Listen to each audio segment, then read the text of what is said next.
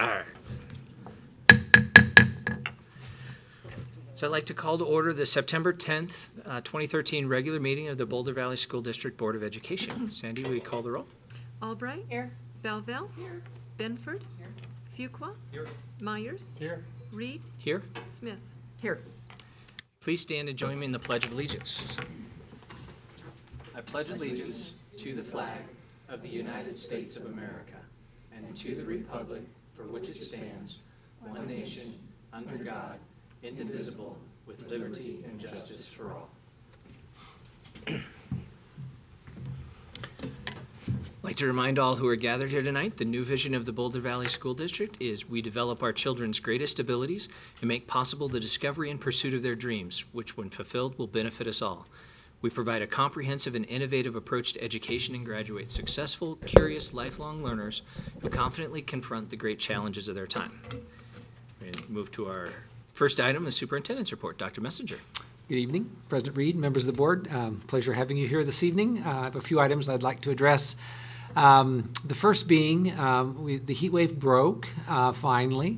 I would just give full credit to our school principals, staff in the buildings, parents, and students. That was a kind of a rough 2 weeks where our buildings were, the unair-conditioned buildings were pretty warm. They stuck with us and got through it, and probably they especially were pleased with the drop in temperature last evening in the rain. So anyway, otherwise, we had a really good first couple of weeks of school, and even with those conditions as we visited the campuses, they were doing a great job with some challenging conditions with the temperature.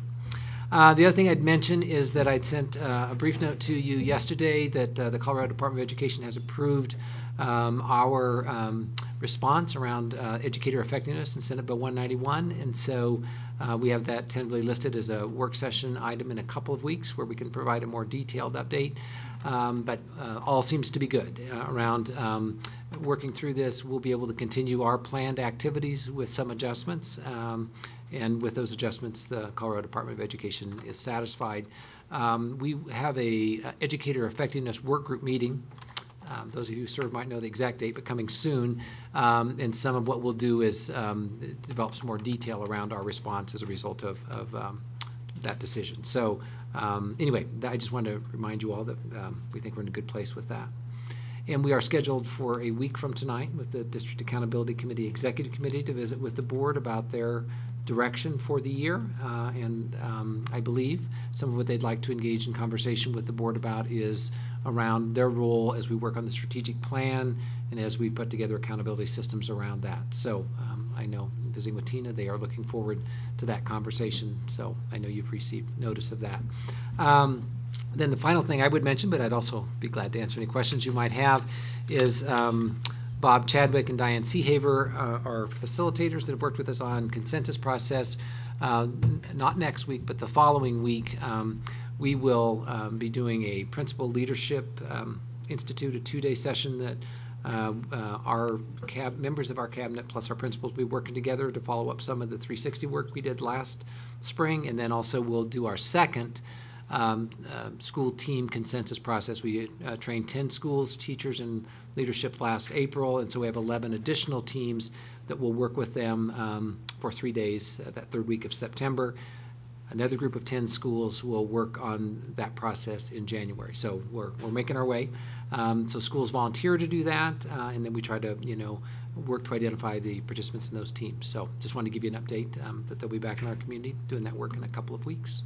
So with that, Jim, I would end my formal comments, and I'd be glad to answer any questions on those items or others of interest to the board.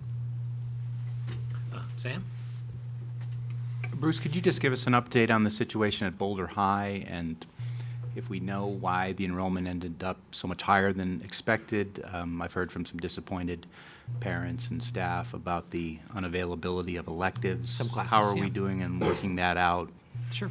So actually I might ask Deirdre Pilch, Deputy Superintendent, who supervises the high schools. I know she's worked closely with Mr. Brainey and the staff there. So okay, Deirdre, if you would. Yes, certainly. So without the numbers right in front of me, I think that we did staff Boulder High at about 85 students over what was actually projected. So when they're looking at their projected number and their where they are now, they're thinking there's a discrepancy of more students than what there actually are. But there's no question they came in well over projected.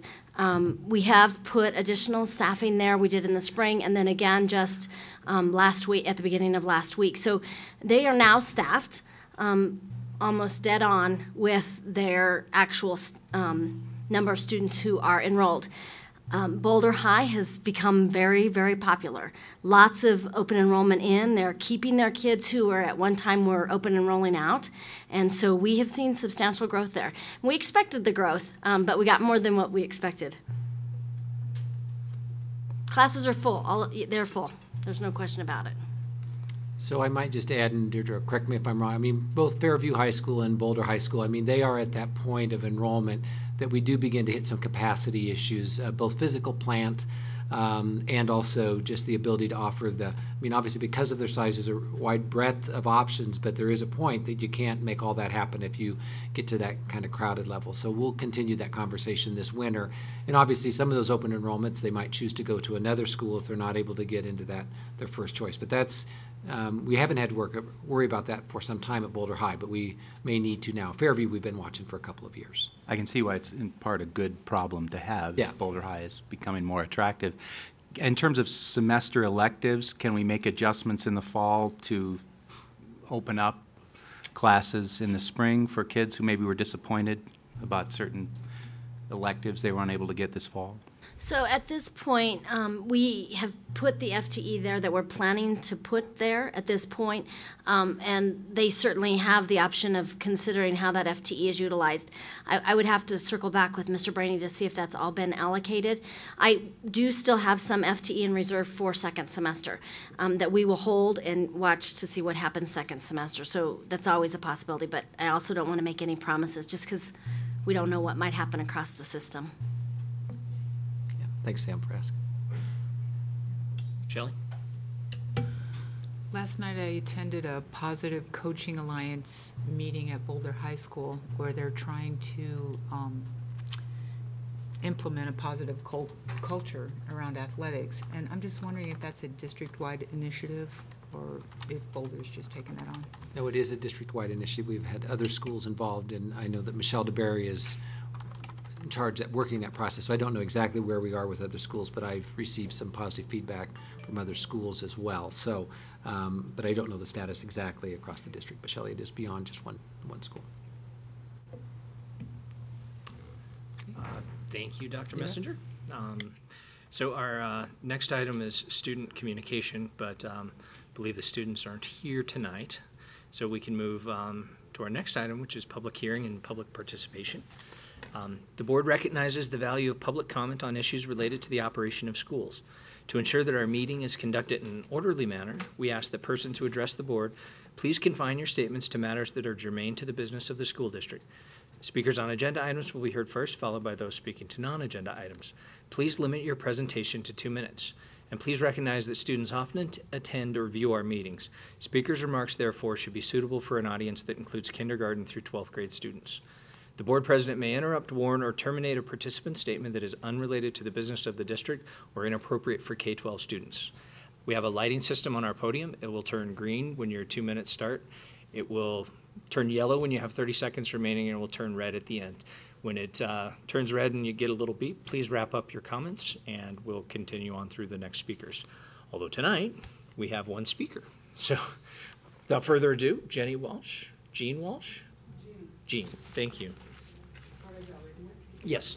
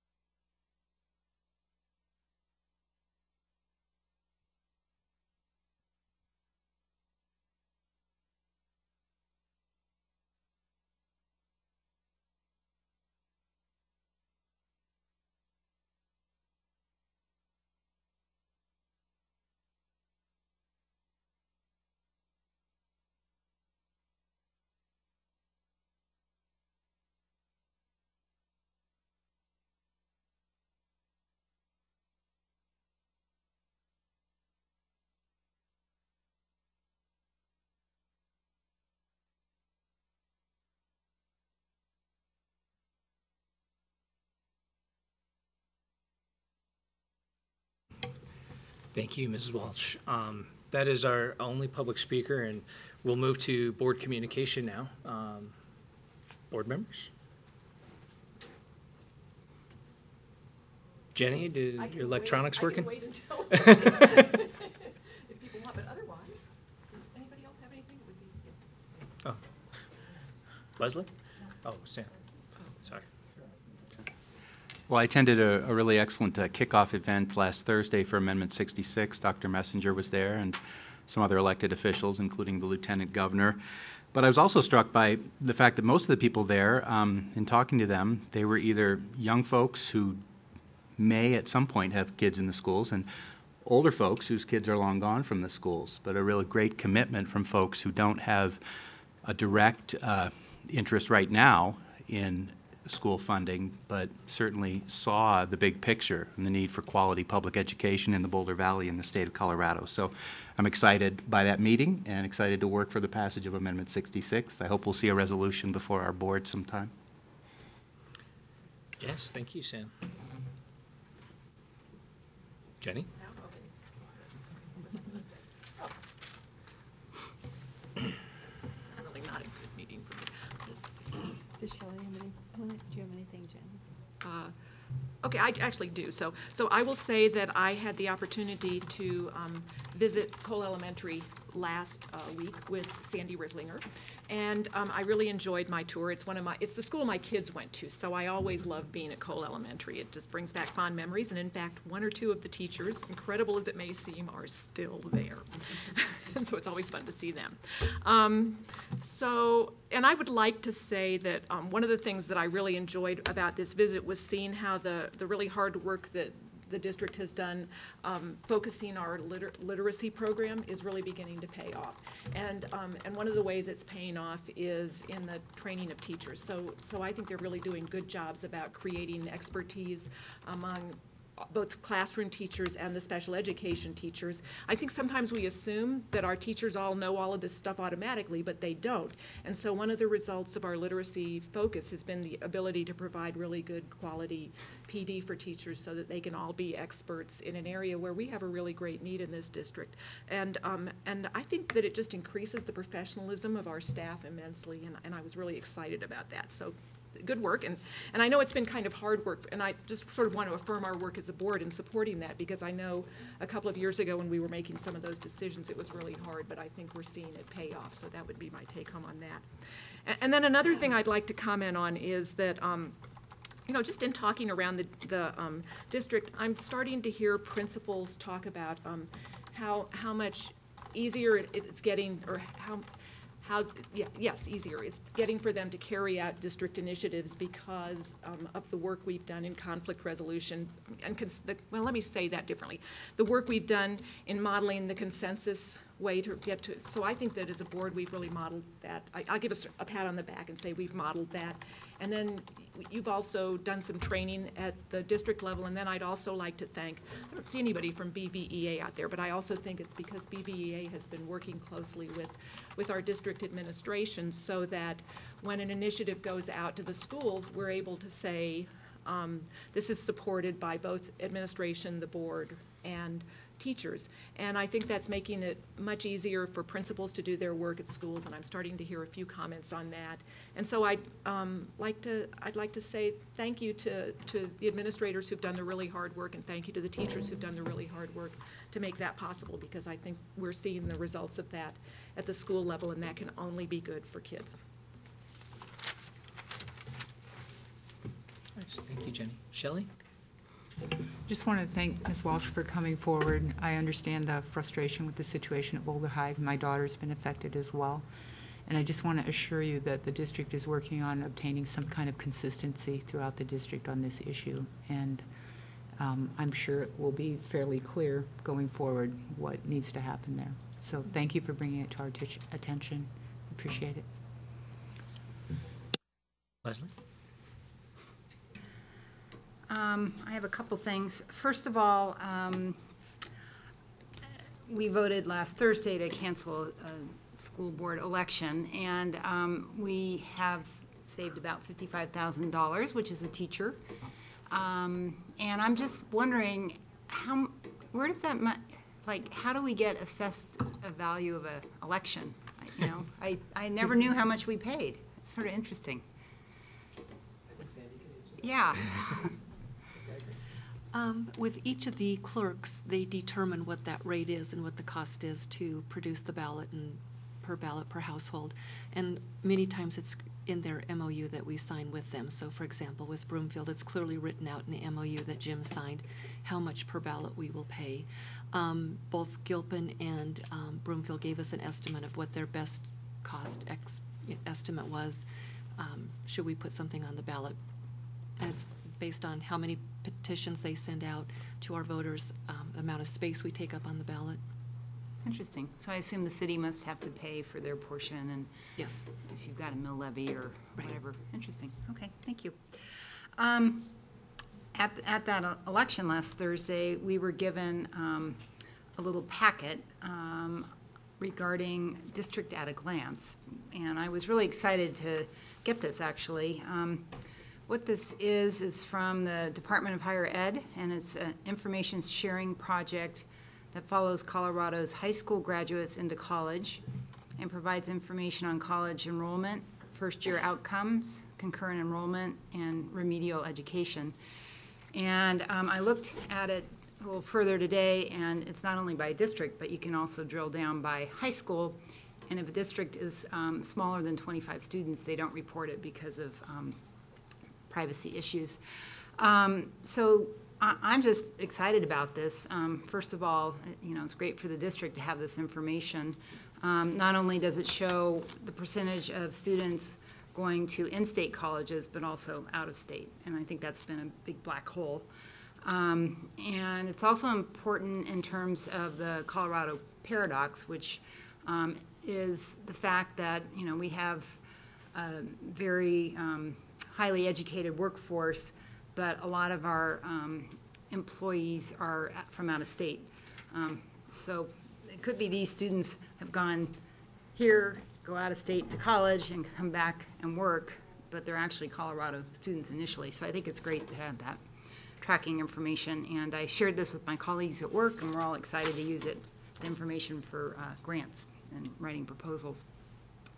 The other thing that might be of interest is our organization hosted a meeting last Friday with about 100 people, sort of the shakers and movers of science education in Colorado on the next generation science standards. And we had school districts and personnel from Colorado Springs to Fort Collins, Greeley, and, you know, everywhere in between. We had somebody from CDE come and talk, and some people that have been involved with writing the standards.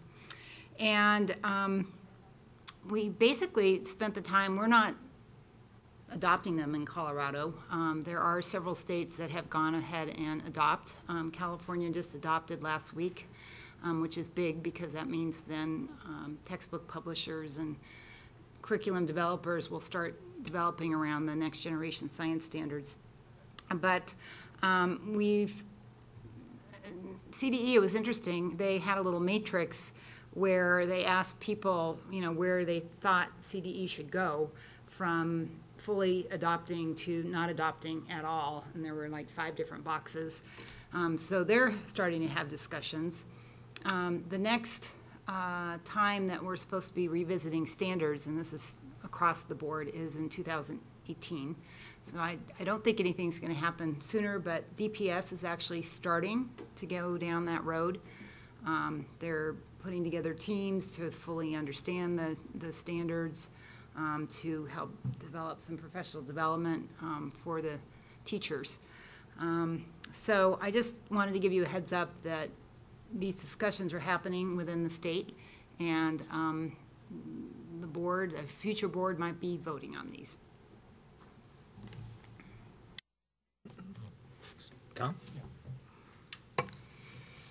So in my role as a liaison to DAC, I had the opportunity to attend this last meeting that DAC had. And first, a couple of observations. It was very, very well attended, I thought. We have a group of people that are very excited about working and helping us with the school district. Very capable group of people, very intelligent group of people. I think that they can provide a lot of value to the board.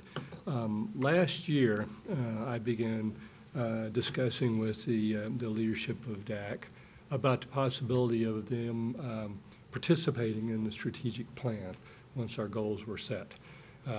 In reviewing it, evaluating it, provide the board feedback as a strategic plan is developed and perhaps recommendations, and then looking further out, monitoring that and helping us to understand where we are with that strategic plan and where we're doing good, where we need to modify it. They have, I guess, become very excited about that and had some discussions about that at the last meeting.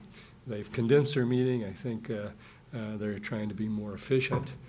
Certainly, we want to utilize their time effectively and wisely, and so I'm looking forward to the work session, what they will come and propose to us about working with us on the strategic plan.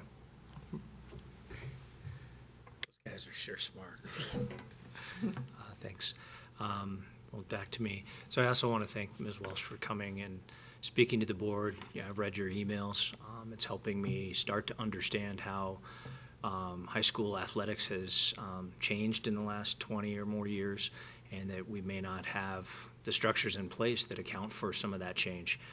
I'm quite sure how to do a really ethical program, but I'm sure that it seems like there's something in there that we could improve. It just doesn't seem like we want, it seems like we want the best coaches to provide the best opportunities for our kids, and it seems like we may have gotten perhaps a little too cute, and maybe we just need to take a look at it. So, yeah, I'm not sure what I might do, but I am thinking about it, in which it really didn't affect me before. So thank you for raising these issues. So with that, our next item is action items consent grouping. Oh, yes, Jenny? I don't have any acts. I can't log on, so I can't see the agenda, and it would help me if I could. I'd like a paper copy. Squeeze in over here.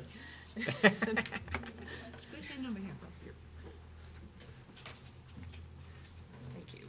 So now that you have it, you should read the consent group. So our consent grouping tonight, which consists of personnel items, approval of minutes, August 27th regular meeting, September 5th special meeting, acceptance of donation Boulder High, acceptance of donation Community Montessori, acceptance of donation Creekside Elementary, acceptance of donation Flatirons Elementary, acceptance of donation Flatirons Elementary, acceptance of donation High Peaks Elementary, acceptance of donation High Peaks Elementary, acceptance of donation Whittier Elementary, Grant Boulder High School Leveling the Playing Field, City of Boulder 13, and Grant Creekside Elementary Co-Teaching Pilot, City of Boulder 13. I need a motion. Leslie, seconded by Lori. I'm sorry. Does anybody have any items they'd like to pull? Bruce?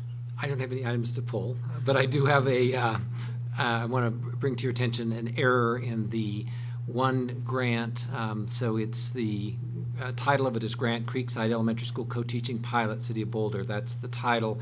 All of the budget sheets, everything, the attachments are accurate. We just had a typo in the description, which, the discrepancy. So it says in the fourth line that to meet the total project budget of $165,654, which is noted also down below. The actual total grant, including the $65,000 from the city and the $42,000 match, the actual total should be $116,434. So that's the number we've been working from. So there's just a typographical error in the description. So I just want to bring that to your attention. The budget sheets are actually reflect that are in the working document. So otherwise, that's the only thing we were aware of. Thank you, Bruce. Any other comments? Shelley? Do we know anything about the Jim and Dee Dee Bartlett Foundation that donated to Boulder High? It's unusual to have a foundation directly donate to a school in that amount. So I know only a little bit in that they're directly involved with technology and the advancement of technology, and they actually know the teacher there of the Millennium Lab and had said to him, "What do you need?" And he said, "Well, this is one of the things I really need," and they came forward with it. Leslie. So I have a question related to K and L. And for some reason, I was under the impression that the city was no longer going to collect EET funds, but I guess that's incorrect. And No, instead, that they were is- just going to open it up to whatever educational group for proposals? Is that? So, Jim, I could. Yes. So the recent history on this, the excise tax has discontinued, and so there was a balance available, and obviously one of the most recent awards that occurred was the Mapleton project, which you're all familiar with. And then there was an award that followed after that, and there was some public concern expressed that it wasn't a competitive process.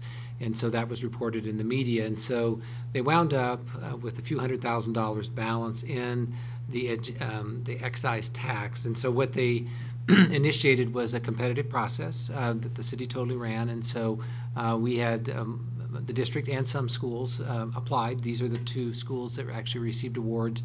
I don't know the full listing. I know that Amy Bounds was working on a story on this, so it may be reported the other awards to other providers or education institutions in the community. These are the two that we were successful with. Now, my understanding is that this will exhaust the balance of the excise tax. So I think that chapter and book are probably closed now. But this is the kind of final cleanup, is my understanding, on the grant awards. So. Okay, well, and I think, it's great. I know Boulder High has been trying to increase participation of low-income students in AP classes, so I think that's great that they'll have more money to be able to do that. And I know Creekside, parents were upset last year when the funding was cut, and co-teaching was a victim of that because they felt like that was a good program. And I know Vaughn has been very active in promoting co-teaching. So I'm glad, these are both really good uses of the money. And sorry the EET funds are going away, but Yeah. at least we competed well for the last little bit. Thanks, Leslie. Jenny? So it's a little hard for me to tell because I can't pull up my agenda to read it. But I think I had some questions about the sustainability of both K and L. Particularly, there was a comment in the one for Creekside that another source of funding for tutoring would be required going into the future. So maybe you could address. So the match is mostly parent funds, and most of the resources will be used for teacher training. Visiting with James, the principal there, that's a commitment they've made so that it will have a lasting impact on the school. I mean, obviously, the challenge with one-time awards is the sustainability. What Creekside has done is worked on a staffing plan, and they're still in process with that, to right-size their staffing level so they can maintain a model of co-teaching, not the same model they had several years ago. That's some of the transitional anxiety that's gone on. But this investment will be to support training and support of staff that would be, well, as long as the staff is there, obviously ongoing, and not the funding of payment for staff. So just to make that clear, which helps us with the sustainability. So that's where they are right now. And I would just say they're still working through some of that transition. And they've had great success with co-teaching. They're trying to just get in place a model that actually matches the allocation for their school, because building it on a model they can't sustain obviously isn't something they want or that we want. So I think they're making good progress on that, and they're still working on it. Hey, Tom? Yeah, I have a question on the decision-making process for, like, K&L, for example, here. In these cases where matching funds or in-kind work is required, what's our process for making that decision? Case in point with Boulder High, that's about a half a teacher's time there associated with this grant, and given the current crowding situation and more students than we anticipated, we've got a crunch. And so how do we then judge these as to whether we should do these or not, that are taking away perhaps from part of the regular education that we should be providing?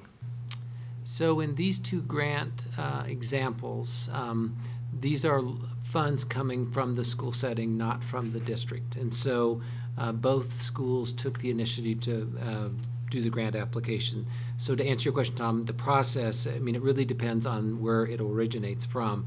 you know, when they come out of our office, I mean, we're trying to, you know, centralize that and manage that, but clearly, I'm not exactly familiar with Boulder High where the match is coming from. I do know in the Creekside example, the parents were very involved in submitting the application along with the school administration because that's how they wanted to invest their resources. So they all play out a little bit differently, but the sustainability is generally, you know, one of our concerns as well, is that if this is a, you know, will somebody else inherit a match over time or the responsibility? So that's, we try to centralize it, and at least we review them, and then if we have questions and if it's clean and simple, then, you know, obviously we'll support their competition. But they do play out a little bit differently depending on where they originate from. But, but ultimately, this was a school-based decision, to answer your question. With school-based decisions like this, what checks and balances do we have in place? They're coming to you and asking for more staffing, and at the same time, they're using some staffing for matching funds on a grant. I mean, what checks and balances do we have in place to make sure that's appropriate? So I think maybe to address some additional information. Thank you. So these grants come forward to us for approval prior to going forward. But so just to clarify on the Boulder High grant, that's not actual teacher FTE. That work is occurring in the summertime and as an extended school day. Good. To boost kids in preparation for advanced placement courses. So although they're paying teachers, they're not paying teachers teacher FTE. Right. Thank you. Mm-hmm. Thanks, Deirdre. Thanks, Tom. Sam?